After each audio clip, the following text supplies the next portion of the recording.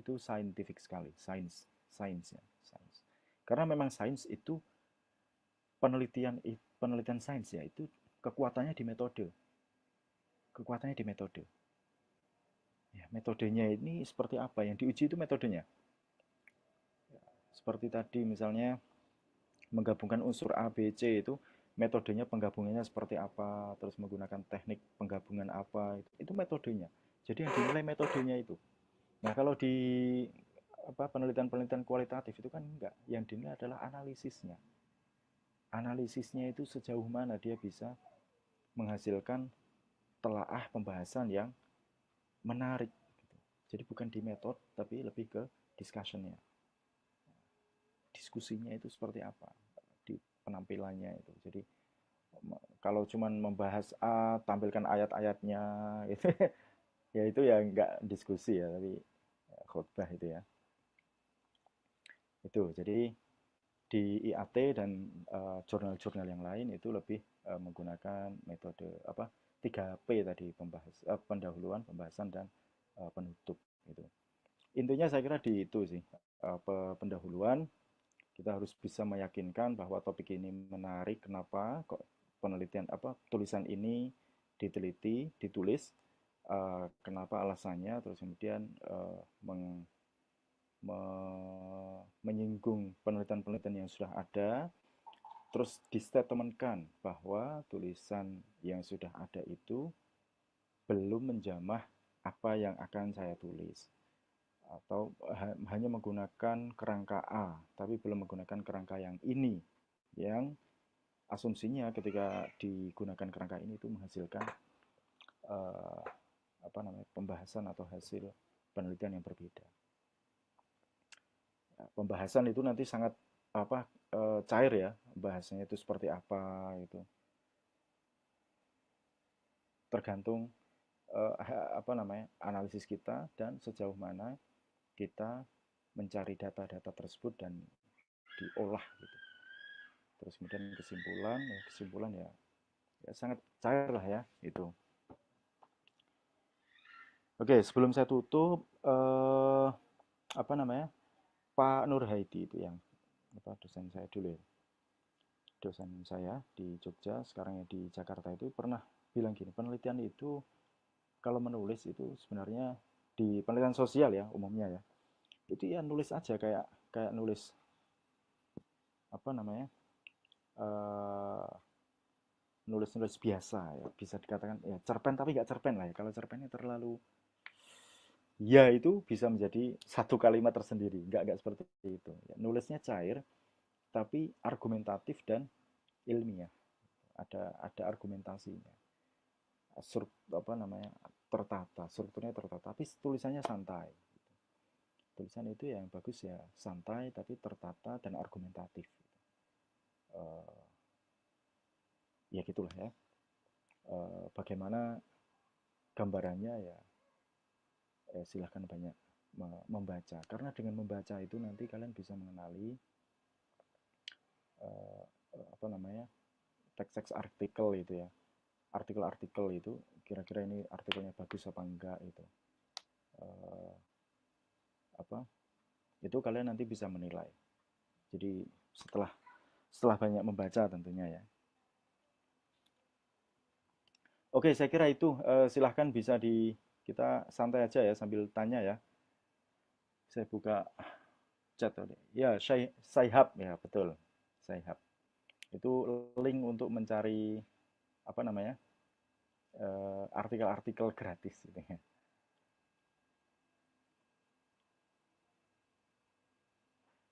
Saya ada di Warkop. Oke. Ya, silahkan yang mau bertanya. Kita santai, model santai aja ya. Kayak kayak nggak dosennya lah itu, santai aja gitu kita. Oke, baik teman-teman, kalau ada yang pengen bertanya, dipersilahkan mau raise hand atau lewat kolom chat juga bisa. Oke, ditunggu teman-teman ya. Ya, silakan.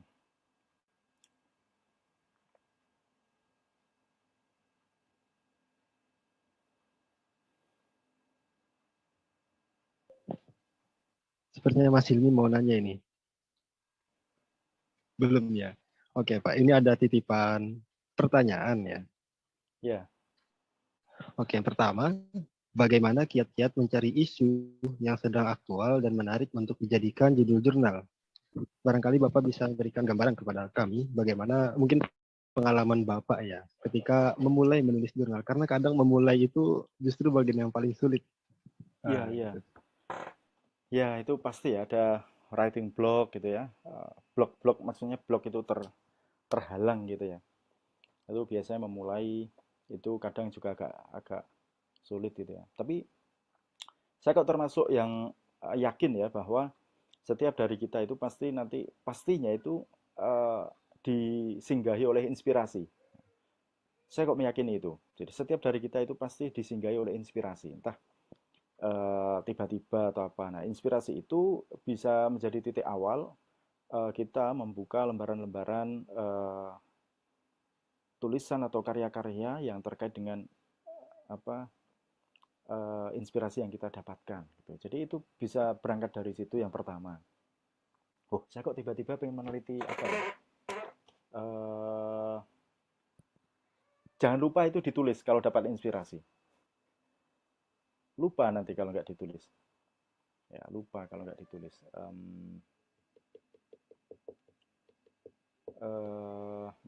Misalnya tentang apa namanya tipe, apa kemarin saya itu apa ya lupa saya. Yang sudah ada lah ya. Misalnya terkait dengan eh, apa the other ya, konsep yang lain ya, lian itu. Nah, the other ini bagaimana dilihat dari tafsir-tafsir Syiah misalnya. Ya bagaimana tafsir-tafsir Syiah itu merepresentasikan yang lain itu kepada siapa saja misalnya. Apakah hanya non muslim atau orang-orang muslim yang tidak sepaham dengan dia itu juga dikategorisasikan sebagai the other gitu. Nah, the other ini kan masuk dalam kerangka apa namanya SAA ya, studi agama-agama ya, kajian-kajian religious studies gitu ya, ya kajian antar agama itu. Nah, bagaimana ini kita bawa dalam kajian IAT misalnya di tafsir Syiah, demikian juga dengan tafsir Sunni gitu. Mereka memahami the other. Nah, tinggal kita cari ayatnya aja itu misalkan dapat inspirasi seperti itu, kita cari ayatnya, terus kemudian kita mencari artikel-artikel yang terkait. Nah, kata kunci itu yang kita harus pinter ya, harus pandai mencari ya kalau berselancar di internet ya. Musuh misalnya musuh the other itu kan sering diartikan dengan musuh gitu ya. Kita bisa mencari enemy Islam, Quran, terus kemudian the other in Quran, the other Islamic culture atau apa itu kita harus bisa mencari-cari dari situ. Nah, kalau kita sudah mendapatkan satu buku atau satu karya terkait dengan topik tersebut, itu sudah luar biasa. Karena karya tersebut pasti sudah mengutip banyak tulisan-tulisan lain. Gitu. Kita satu tapi nanti dapat 10 atau bahkan 20 gitu. Karena satu karya itu pastinya pastinya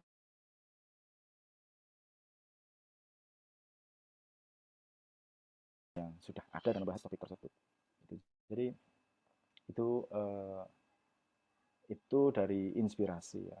Dari kedua, kedua itu ya kita baca kritis ya, telah kritis dari artikel itu biasanya nanti akan banyak me, apa namanya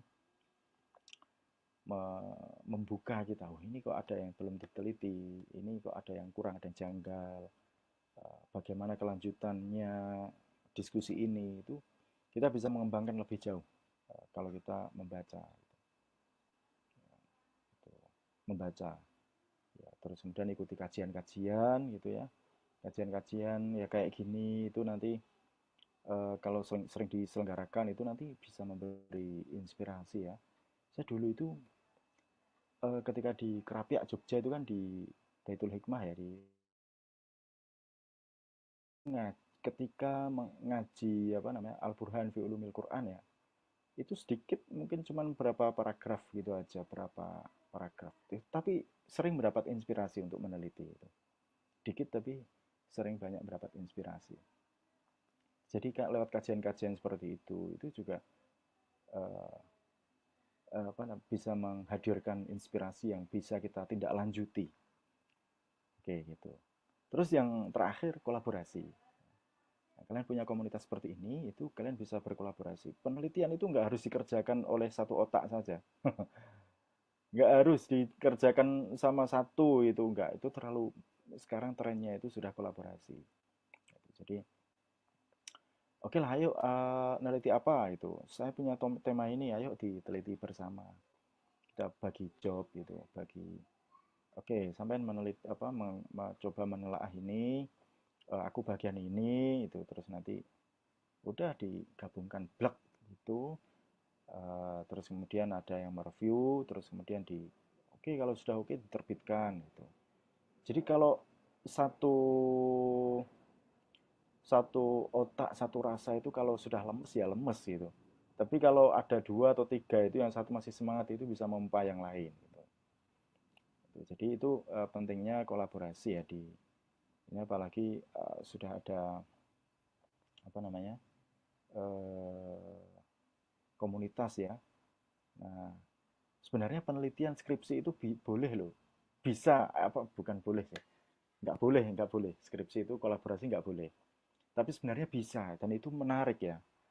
Cuman kan banyak yang disalahgunakan itu, khawatirnya itu cuma itu yang satu ngerjakan yang satu nggak ngerjakan gitu aja. Tapi kalau ini kan kita sudah real ya, nggak ada kepentingan skripsi atau apa gitu ya, tapi yang penting kita ingin mempublikasi, mendiseminasi satu gagasan tertentu gitu. Itu saya kira uh, bagus lah untuk apa namanya menindaklanjuti itu, kolaborasi. Misalnya ini satu apa komunitas ini ya, dalam ya, di target aja misalnya, dalam 1 tahun ini kita mau memetakan isu lah ya, petakan isu, dapat 2 isu atau 3 diteliti bareng, 6 bulan itu sudah bisa jadi 3 tulisan, misalnya 3 kelompok gitu ya. 3 kelompok misalnya, 3 orang, 3 orang, 3 orang itu saya kira sudah cukup ya, atau 4 itu nggak masalah. Meneliti bareng, 6 bulan jadi maksimal ya, direview, ya, digawangi Bu Wildah nanti ya, direview Bu Wildah, oke, kirim ke sana, ke sana, ke sana. Saya kira sangat produktif kalau seperti itu. Dan satu topik di geradak 4 orang itu saya kira bisa bisa lebih cepat lah ya, nggak sampai 6 bulan. Tapi itu lebih lebih enak gitu, lebih lebih enak daripada kita mikir-mikir sendiri, capek-capek sendiri, terus emosi-emosi sendiri. Nah itu kadang apa ya, sulit lah ya. Ya itu salah satu strategi aja yang bisa. Tapi kalau skripsi ya itu masih sifatnya memang apa namanya belum bisa kolaborasi. Dulu pernah sih kepikiran bagaimana kalau skripsi itu kolaborasi, apalagi kita ini kan sekarang sudah Twin Tower ya. Twin Tower itu kan integrasi keilmuan. Masa integrasi itu hanya dilakukan oleh satu orang gitu kan? Nggak mungkin, itu nggak bullshit gitu kan. Saya misalkan meneliti tentang sains gitu ya. Loh, saya keilmuan saya IAT. Saya mau meneliti tentang bagaimana Quran ini terkait dengan ilmu kelautan. Ya harus kolaborasi dengan mahasiswa ilmu kelautan gitu. Itu kan harus ada kolaborasi. Satu skripsi dibikin oleh 2 orang itu. Seharusnya implementasi dari Twin Tower ya harusnya bisa ke sana gitu. Cuman kan ya mahasiswa itu sering kali kan lebih progresif ya. Lebih progresif. Jadi memanfaatkan yang apa memanfaatkan apa peluang-peluang kayak gini itu kadang yang tidak kita inginkan seperti itu. Oke gitu. Jadi yang semula kita pengennya ideal, kolaborasi, tapi hasilnya nanti malah nggak kolaborasi, tetap individu, itu kan yang tidak diinginkan seperti itu. Tapi sebenarnya menarik model-model seperti, dan itu sudah dilakukan oleh banyak kampus di luar sana ya, termasuk menerbitkan artikel skripsi dengan dosen pembimbing. Itu saya dulu sudah bersuara sejak tahun 2016 itu. Tapi banyak yang kurang setuju. Banyak yang kurang setuju. Itu ada yang itu dosen keset itu mau cuman nampang apa namanya di jurnal itu. Tapi kan nggak gitu sebenarnya. Andaikan di misalnya di IAT semester ini itu ada 20 mahasiswa yang lulus gitu ya. Ya taruhlah 10 itu bisa terbit di jurnal gitu ya. Itu kan citasi Universitas Islam Negeri Sunan Ampel kan sudah lumayan nambah 10 artikel baru gitu. Kalau apalagi Google Scholar itu kan nambah itu apa namanya dosen-dosen di UINSA itu kan nama produktivitasnya itu sangat tergenjot sekali. Tapi dulu karena apa namanya umumnya itu kan skripsi itu yang menggarap mahasiswa, jadi dosen itu hanya tempat diskusi ya. Sekarang model kolaborasi itu kan banyak ya. Ada yang ya memang kita membutuhkan apa namanya diskusi dengan dosen tersebut. Nah, dosen tersebut itu bisa bisa jadi penulis kedua, penulis ketiga karena memang ada kontribusi terhadap artikel yang saya tulis gitu. Terus kemudian apalagi kalau sejak awal itu sudah diniatkan untuk terbit ke jurnal itu pasti harusnya pembimbingannya itu lebih maksimal gitu loh maksud saya. Kalau oh ini bagus ini nanti bisa terbit ya berarti bimbingannya itu lebih maksimal gitu. Karena ini nanti tidak hanya berhenti di rak buku perpustakaan tapi bisa sampai diterbit ke jurnal maka pembimbingannya harusnya lebih maksimal. Itu jadi tapi sekarang sudah mulai sudah mulai cair ya, sudah beberapa itu sudah menerbitkan ya skripsi itu diterbitkan dengan dosen pembimbingnya itu ya alhamdulillah itu kan. Um, Oke, saya kira itu. Mungkin ada yang tanya lagi, silakan. Baik Bapak, terima kasih atas jawabannya. Ini ada beberapa yang tanya di kolom chat. Oke, Mungkin yang oke, pertama boleh nih ya. akan saya bacakan dari Mas Rafli. Nah, Masya Allah ini pertanyaannya, Pak mau tanya sekarang ini banyak tren jurnal Sinta 2 itu yang hanya menerima artikel berbahasa Inggris dan Arab. Nah, pertanyaannya apakah memang pihak jurnal mengoreksi betul tulisan bahasa Inggrisnya atau tidak ada pengecekan sehingga artikel yang berbasis translate Google bisa masuk? Apakah demikian, Pak? Katanya. Apakah Ya, grammarnya itu dicek betul-betul atau tidak? Kemudian yang kedua, satu kemudian dulu aja ini. oh iya, baik. Satu dulu ya. Oke, yang Mas Rafli ini ya.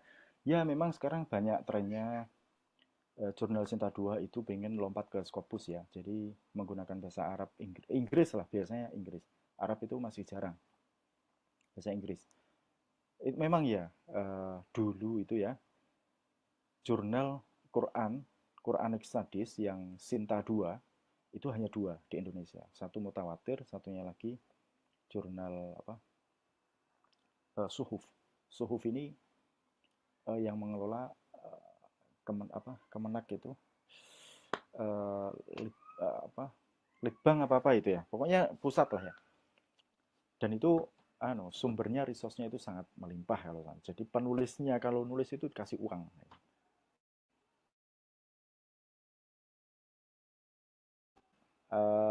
Limited edition gitu ya. Jadi sumbernya ya limited gitu. Jadi ya apa adanya itulah. Maka sekarang Cinta 2 Quranic Studies itu saya kira itu lebih luas ya jangkau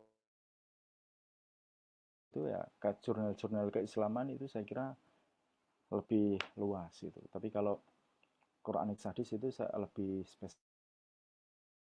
Cinta 2 itu ada 5 kalau nggak salah. Mutawatir, Suhuf, Al-Quds ya, Al-Quds terus kemudian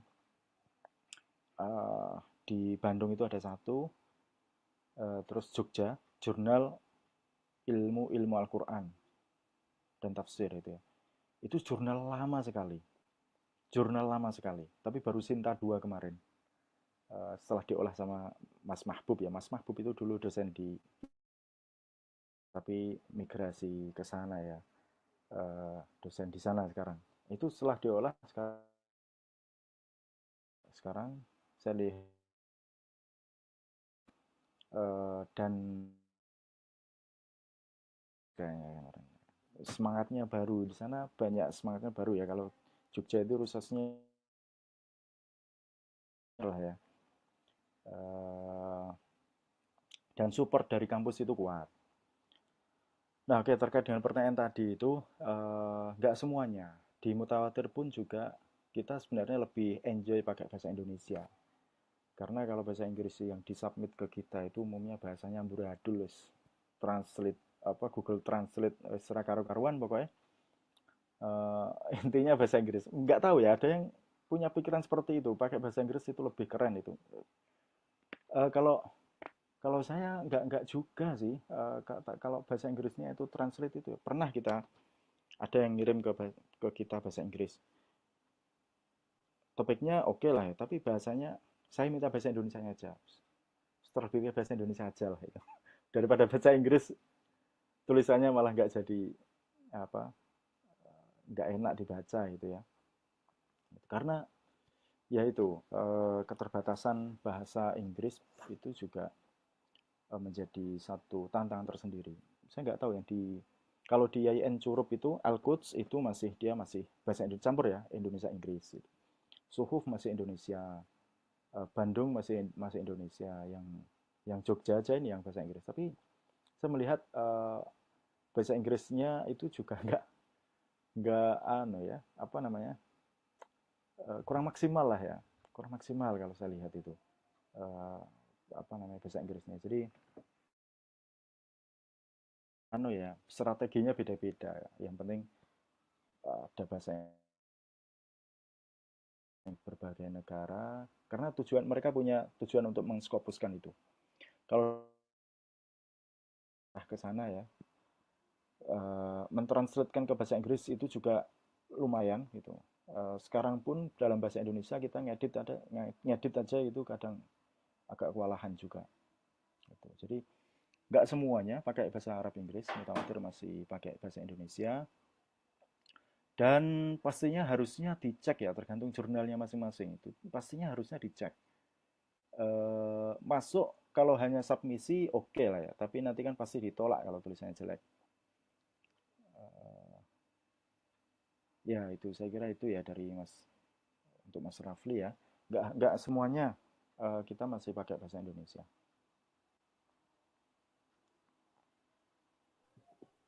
Bahkan Ya, internasional dulu, jurnal Al Bayan ya yang diterbitkan di Brill ya di Belanda, tapi itu kayaknya dulu kerjasama dengan Melayu. Itu ada bahasa Melayunya dulu ya. Sekarang nggak tahu masih ada apa enggak itu. Jadi Inggris terus ada Melayunya. Oke. baik, ini pertanyaan selanjutnya dari Mas Faiz. Nah, barangkali dari penjenengan ada bocoran web atau situs yang Hmm. wajib dikunjungi oleh anak IAT ketika ingin mencari jurnal, Pak. Selain jurnal mutawatir. Selain jurnal. Oh ya banyak ya. Apa namanya? Ristek Brin ya, Ristek Brin, Ristek BRIN. Ya, itu kan apa namanya? Kumpulan artikel-artikel yang ada di Indonesia itu di sana. Ya, Ristek saya tulis ya. Coba saya cari sih.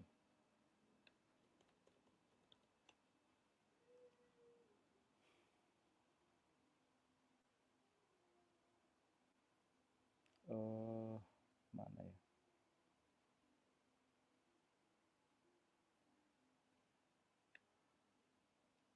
Garuda bentar.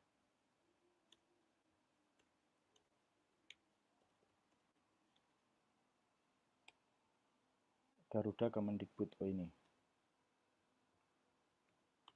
Oke, linknya itu ya. Itu. Jadi kalian bisa cari artikel Indonesia itu di situ. Kalau yang tulisan-tulisan luar itu linknya banyak ya. Sci-Hub itu banyak juga. Tapi kalau Sci-Hub itu langsung DOI-nya, jadi nomor artikelnya. Misalnya kalian baca satu artikel, terus kemudian Sampai menemukan di footnote-nya, misalnya rujukannya, wah ini kok tulisannya kayaknya menarik ini terkait dengan topik yang saya kaji, tapi bahasa Inggris gitu. Sampai cari dulu aja tulisan itu, oh ternyata terbit di jurnal apa, berbayar. Sampai cari DOI-nya. DOI-nya masukkan ke Sci-Hub tadi. Sci-Hub. Tadi yang Sci-Hub siapa tadi? Rafli ya. Nah, nanti kursus lah sama Mas Rafli itu pasti bisa itu. Sudah pengalaman pastinya ya. Itu caranya gitu. Jadi kalau website yang eh saya dulu pernah ya sering ya download itu tesis disertasi di kampus-kampus luar itu sebenarnya banyak sekali yang gratis. Tinggal kalian cari. Cuman saya alamat link-linknya nggak tahu. Kata kuncinya gini aja. Kalian mau mencari apa? Quran, women gitu ya. Quran, women, terus cari di Google PDF. Yang penting kalian harus pintar-pintar memasukkan kata kunci. Kata kunci. Oke itu. Terus izin bertanya apa? Iya itu Pak. Terus ada pertanyaan menarik dari Mbak Yohana Salsabila.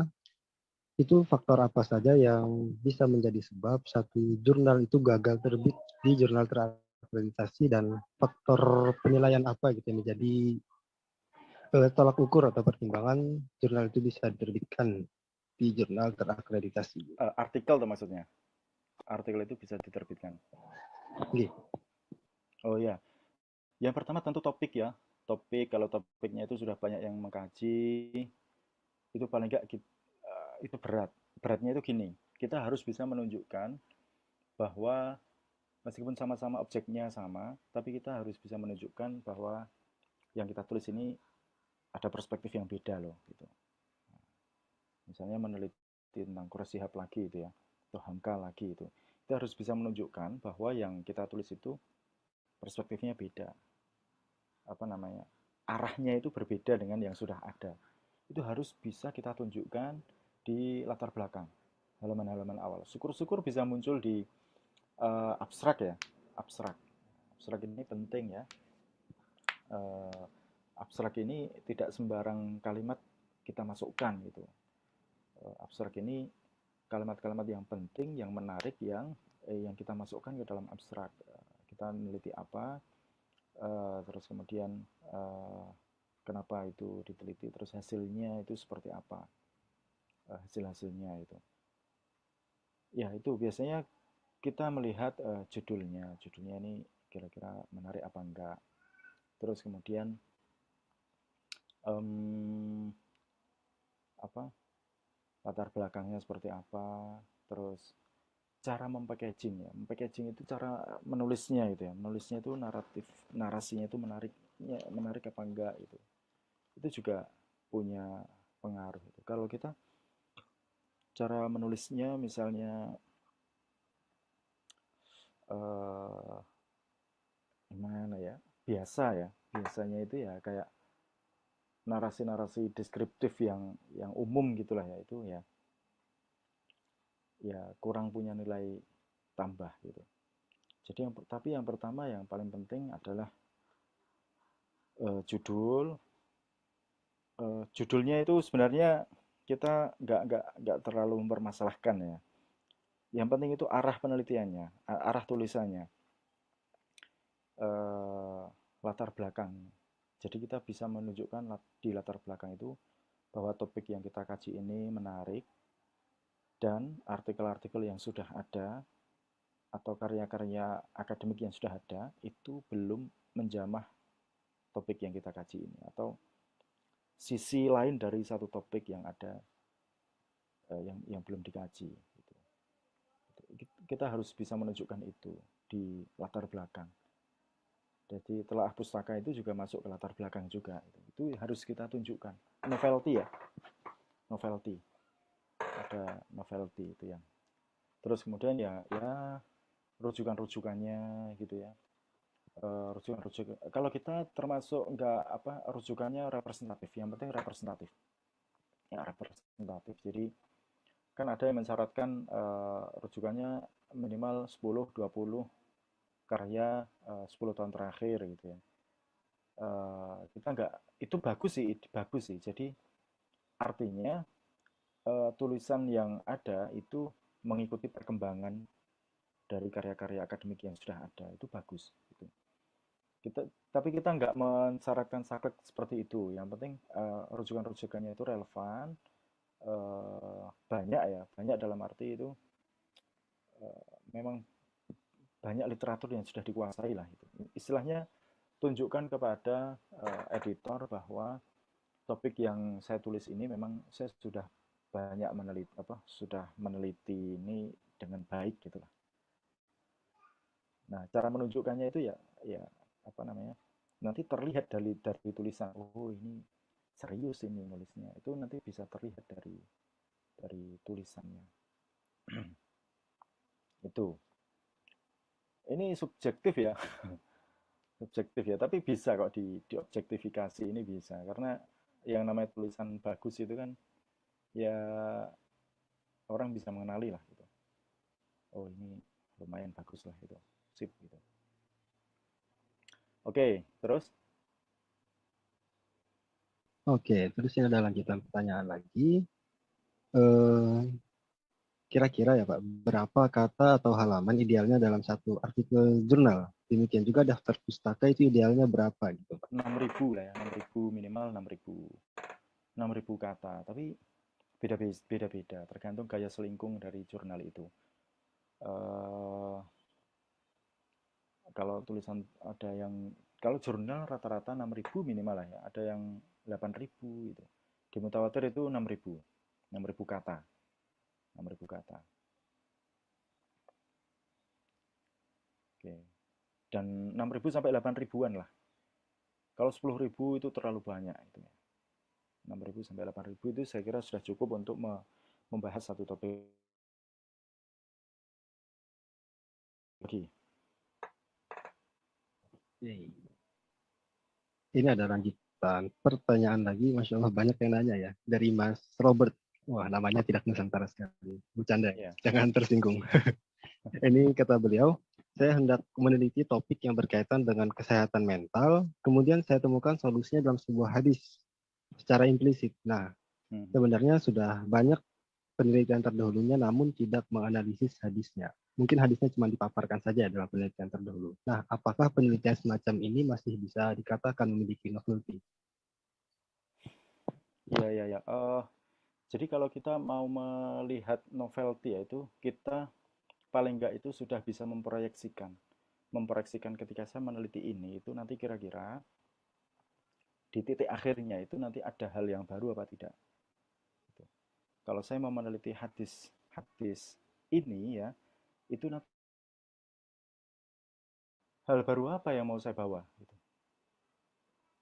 Itu harus kita refleksikan sejak awal, hal baru apa yang, terus cara pembahasan saya itu mau bahas dari aspek apanya dari teks ini gitu. uh, ya kurang lebih seperti itu sih. Dari teks ini itu nanti hal baru apa yang bisa saya bawa gitu. Kalau saya meneliti hadis ini gitu. Kalau apa namanya? Kalau ini kan artinya kan ingin menguatkan lagi gitu ya. Nah, kalau hanya ingin memperkuat lagi itu dari aspek apanya? Kalau hadisnya kan sudah ada, oke ya. Nah, memperkuatnya ini dari kita tambahkan dari aspek apanya? Gitu.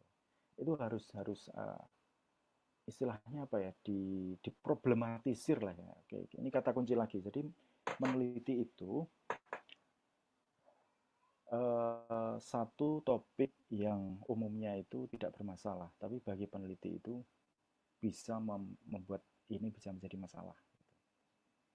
Nah, itu kekuatan dari seorang peneliti itu di situ. Jadi misalnya ini sampai melihat ada hadis ini ya, sampai harus bisa memproblematisir ada apa dengan hadis ini gitu, yang harus saya teliti, mengapa ini perlu saya teliti, itu problem utamanya di apa, itu harus sampai temukan, sampai cari itu problemnya, memproblematisir memproblematisir masalah itu ya.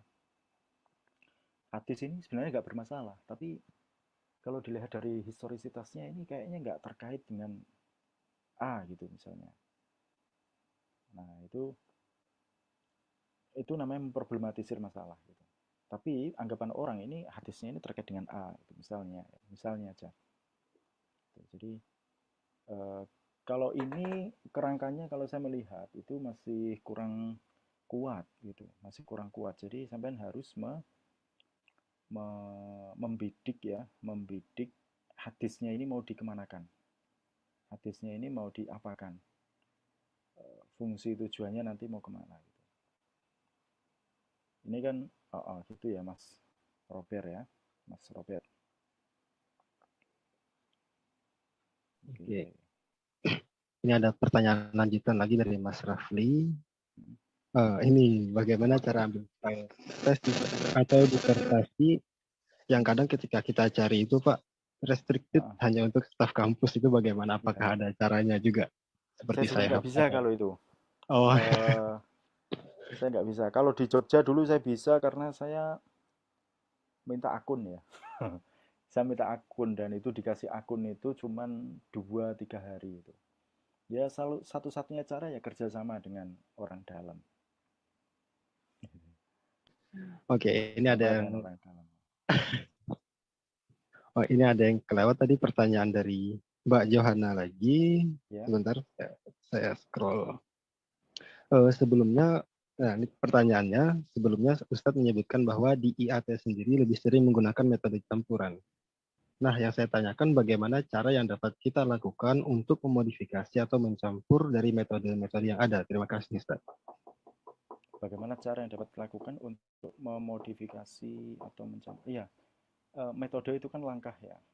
Saya nggak tahu yang di IAT sekarang ini itu formatnya itu mesti sama semua ya. Jadi ada kerangka teori, terus metodologi.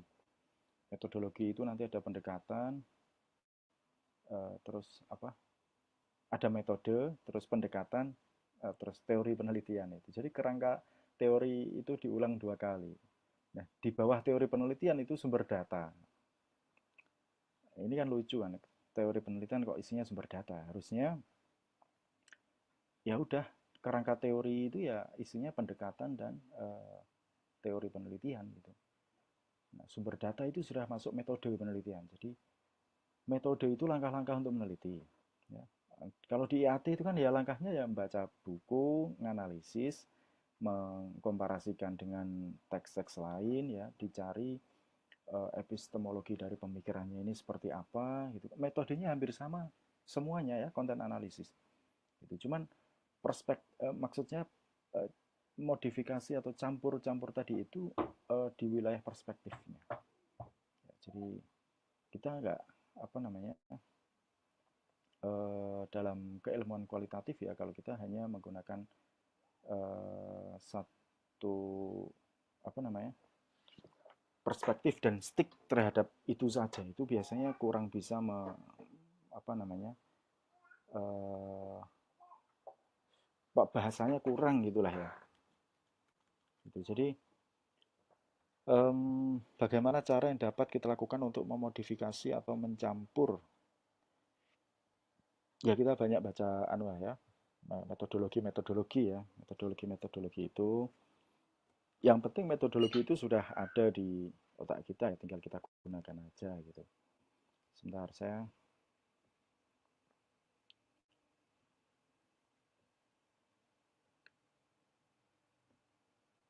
oke.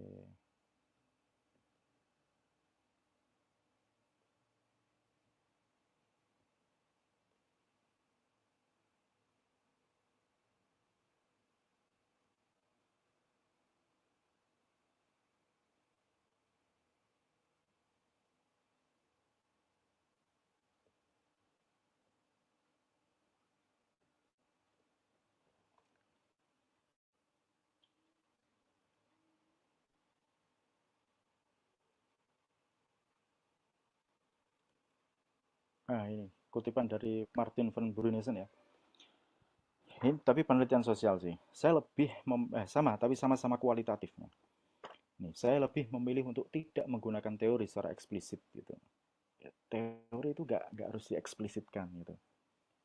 Nah, kalau Moon Siri kemarin itu bilang, apa sih fungsi dari teori itu? Nggak digunakan, tapi memang sudah menyatu ya dengan kita untuk menganalisis gitu ya.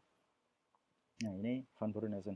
Saya lebih memilih untuk tidak menggunakan teori secara eksplisit, kecuali memang begitu penting untuk dijelaskan. Jadi yang terpenting, kerangka teori itu sudah berada di otak bawah sadar kita gitu ya.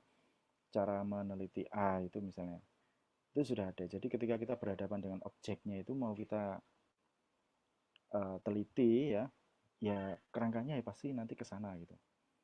Nah, ini saya lanjutkan ya. Namun saya lebih suka menggunakan teori dalam ranah kerja menjelaskan secara langsung mengenai fakta. Jadi teori itu sudah dieksplisitkan dalam langkah-langkah metodisnya. Ya, jadi langkah-langkah metodisnya. Jadi eh, apa namanya? Misalnya maudhu'i gitu ya. Oke, kita perlu mengeksplisitkan maudhu'i. Jadi kita mengumpulkan ayat, terus kemudian me, apa namanya? Melihat ayat yang turun lebih awal itu yang mana gitu ya. Terus kemudian dikronologisasi ya, dikronologisasi. Terus kemudian menganalisis, ya. Menganalisis sehingga bisa kita cerap konsepnya. Nah, sampai mau menganalisis ini, menganalisis pakai apa? Perspektifnya apa? Kerangka teorinya apa? Nah, kalau Van Bruynesen, ya teorinya itu sudah ada di kepala harusnya ya, karena sudah banyak baca dia gitu, nggak harus dieksplisitkan gitu. Nah, analisis itu kan pasti beda-beda ya satu orang dengan orang lain itu. Tapi yang apa sejauh mana analisis, dalam apa analisisnya itu yang pasti keilmuan gitu. Jadi yang menggabungkan mix ya, dengan dari berbagai kerangka-kerangka keilmuan perspektif itu pasti nanti hasilnya akan lebih sophisticated gitu, lebih mendalam daripada hanya menganalisis dari satu apa namanya kerangka mukoronah misalnya, pakai metode mukoron bandingkan A B gitu. Umumnya ya simpel-simpel aja. Tapi kalau kita sudah memasukkan perspektif ya, kerangka teoritiknya gitu, misalnya kita sama-sama bandingkan A dan B. Yang dibandingkan ini bisa lebih kita problematisir itu. Ya, apa aja yang dibandingkan itu. Tidak hanya metodologinya. Gitu. Jadi apa aja ini bisa lebih banyak kita problematisir. Nah, memunculkan problem-problem atau poin-poin yang itu sudah masuk wilayah analisis.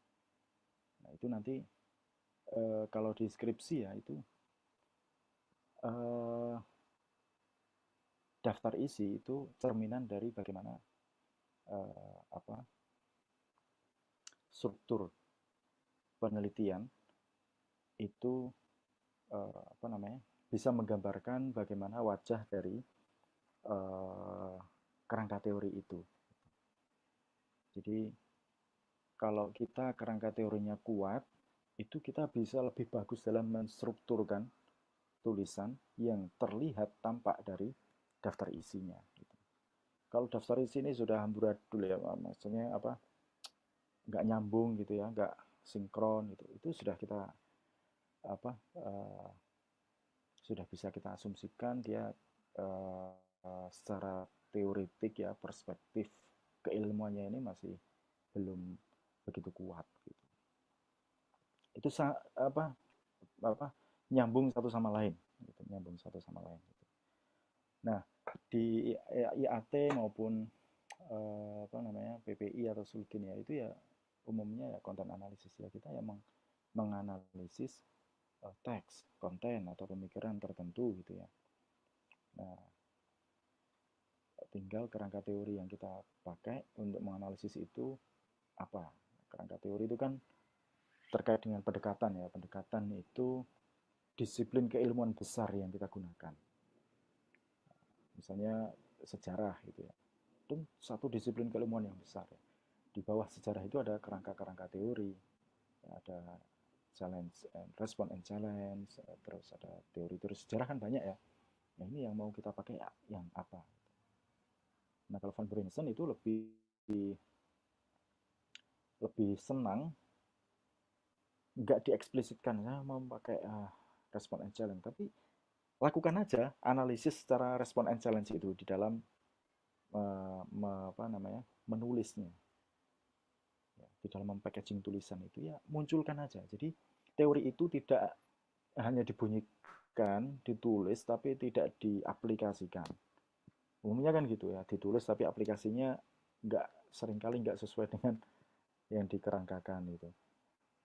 Cukup nggak perlu diuraikan secara panjang lebar, tapi analisisnya, dalam menganalisis, dalam menulis, menstrukturkan kerangkakan tulisan itu sudah nampak bahwa oh ini dia menggunakan kerangka sejarah, oh dia menggunakan kerangka apa lagi ya politik, oh ini menggunakan budaya apa antropologi budaya, oh ini pakai teorinya Foucault, oh ini pakai Bourdieu, oh ini pakai Nasr Hamid Zahid, oh ini dia menggunakan, jadi muncul di situ mix gitu ya. Jadi nggak harus kita uh, apa namanya stick terhadap satu apa namanya kerangka teori tertentu gitu ya. Tapi it's okay lah ya, karena di skripsi itu umumnya harus mencantumkan itu ya. Tapi kalau di artikel ya jurnal itu nggak harus, nggak harus. Kalian bisa baca lah, sangat sedikit ya yang secara eksplisit mencantumkan kerangka teori apa namanya kerangka teori yang ada itu sangat sedikit. Saya mau meneliti ini dengan teori ini enggak, jarang. Jadi teori itu sudah inherent dalam analisisnya, me, dalam alur tulisannya. Gitu, Johanna. Oke, terima kasih Bapak. Nah, barangkali ini pertanyaan terakhir pada pertemuan kita hari ini, yaitu barangkali Pak Iwan panjenengan punya rekomendasi isu-isu yang sedang hot atau aktual sekarang. Gitu. Barangkali panjenengan punya listnya biar jadi inspirasi Iya. buat teman-teman termasuk saya di sini. Apa ya? Kita kita diskusikan di lain waktu aja ini. Tapi kalau apa namanya? Kalau isu-isu yang oh ini kan komunitas ya, itu akan sangat menarik kalau misalnya mengkaji satu artikel itu dibaca bersama terus didiskusikan gitu ya. Artikel-artikel terbaru itu saya kira juga sangat menarik ya. Bagus itu. Nah, ini topik-topik tentang apa? Ya, kan ini kan usuluddin ya, umum ya ini. IAT atau Apa ya? IAT? Oke, disebutlah tentang IAT. Iya, IAT ini kalau kajian-kajian di Indonesia tentu yang lokal ya. Tafsir-tafsir lokal itu masih hot ya. Madura itu belum masih beberapa itu yang ditelaah itu. Terus digital itu ya. Pak Islah itu juga bilang apa namanya? Kalau dulu itu teks, terus kemudian living Quran, terus kemudian nah sekarang digital ya. Digital itu tapi kerangka penelitiannya itu saya masih belum belum belum tahu ya.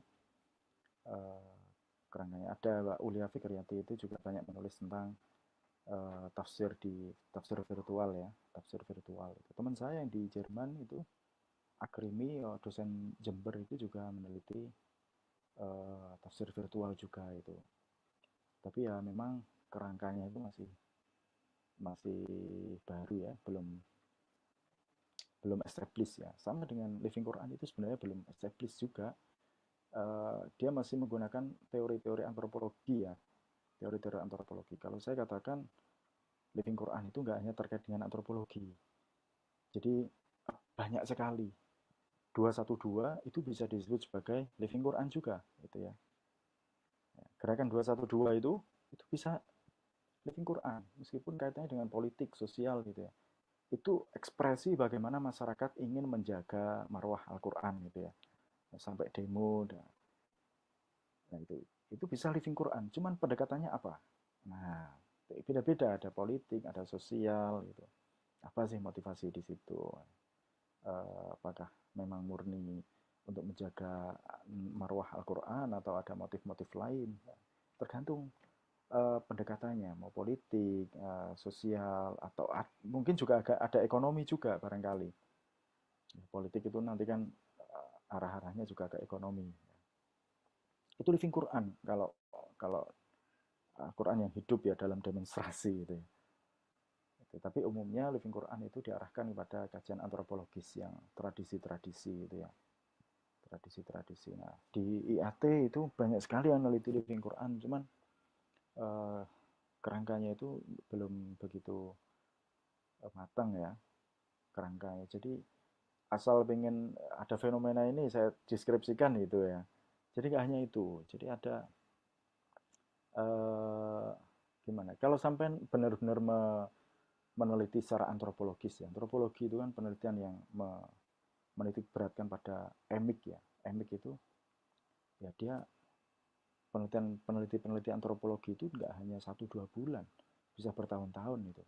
Bahkan sampai menikahi eh, apa namanya orang yang hidup di situ hanya untuk menyatu dengan masyarakat sana. Gitu. Penelitian-penelitian antropologis itu.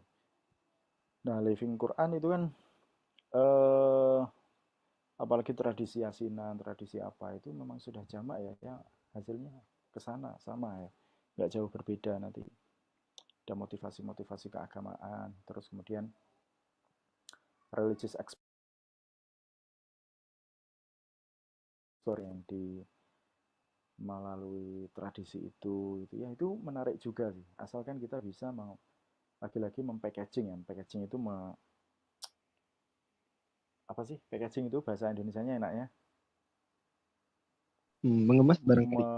menulis ya ya mengemasnya ya betul bisa mengemasnya itu dengan bagus gitu ya, kalau kita cuma narasi-narasi datar gitu ya ya nggak menarik gitu jadi kita harus latihan lah ya banyak menulis nanti kita dikemas dengan uh, kemasan yang menarik gitu karena itu juga me, memberi nilai plus ya packaging itu penelitiannya bagus tapi apa namanya packagingnya atau kemasannya itu kemasan itu maksudnya strukturnya ya strukturnya alur tulisannya itu nggak bagus ya itu dinilai kurang gitu itu terus isu-isu lain saya kira kalau tadi ya reinterpretasi Al-Quran itu saya kira itu sudah isu-isu lama ya reinterpretasi Al-Quran konsep-konsep ya, ya maudhu'i itu saya kira sudah isu lama itu kalau kalian mau meneliti itu coba di apa namanya pertimbangkan ulang ya kecuali kalau memang ada hal yang sangat-sangat menarik ya di dalam mencari konsep tersebut gitu karena itu tujuannya ya dulu memang ingin menghadirkan bahwa Al-Quran itu soleh likul zaman wa makan itu jadi tujuannya itu sudah apa namanya eh, secara akademik itu sudah subjektif gitu meskipun itu sah ya di dalam dunia akademik itu sah itu tidak masalah gitu. Karena munculnya metodologi maudhu itu kan ingin mencari konsep objektif dalam Al-Quran gitu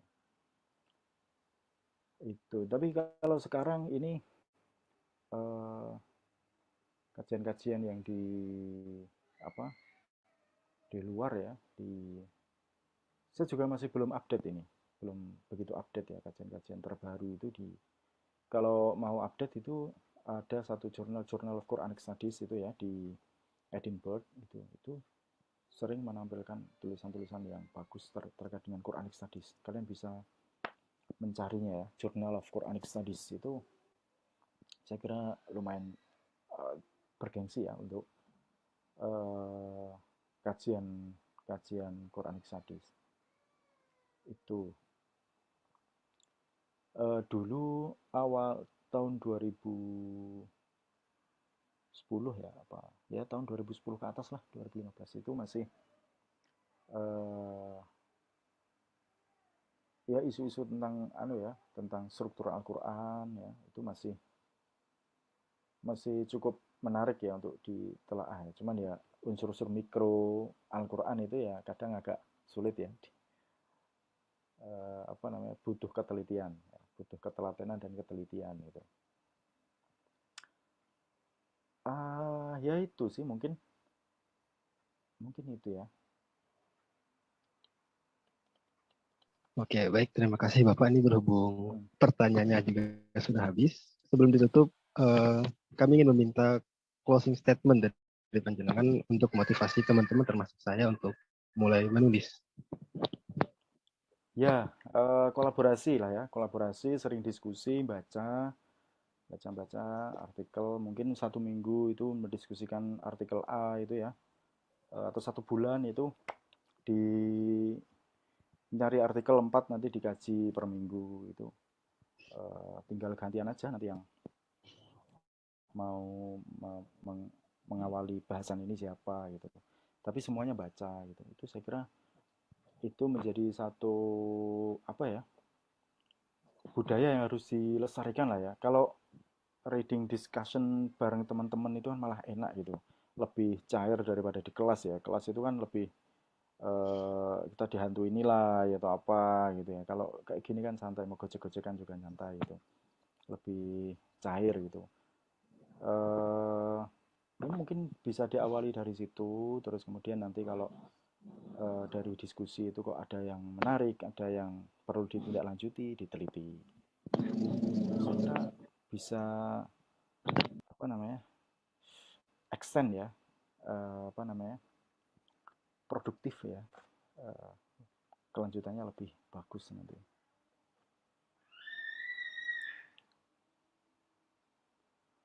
Oke, itu. Oke, baik. Dengan closing statement tadi, berarti kita udah selesai kegiatan hari ini. Kami ucapkan terima kasih kepada Pak Iwan yang telah meluangkan Ya, waktunya untuk sama-sama. sharing di sini. Terima kasih juga kepada teman-teman yang telah ikut berpartisipasi aktif dalam pelatihan ini. Selebihnya kami ucapkan terima kasih dan mohon maaf. Subhanakallahumma bihamdika asyhadu an la ilaha illa anta astaghfiruka wa atubu ilaik. Assalamualaikum warahmatullahi wabarakatuh. Waalaikumsalam warahmatullahi wabarakatuh. Ya, terima kasih, terima kasih. Terima kasih Terima kasih Bapak. ya. Ya, sama-sama, Mas Hayat. Oh ya, di jurnal itu kadang juga untung-untungan ya, nggak mesti tulisan itu semua yang dipublikasi itu 100% bagus semua, itu juga kadang ada yang enggak. Karena stok tulisan itu kan kadang ada yang minim kan. Tidak semua jurnal itu punya stok tulisan yang melimpah gitu. Jadi ya kalau kalian punya tulisan di submit aja gitu. Barangkali nanti eh, stoknya pas kosong gitu bisa diterbitkan gitu. Ya oke, gitu. Terima kasih.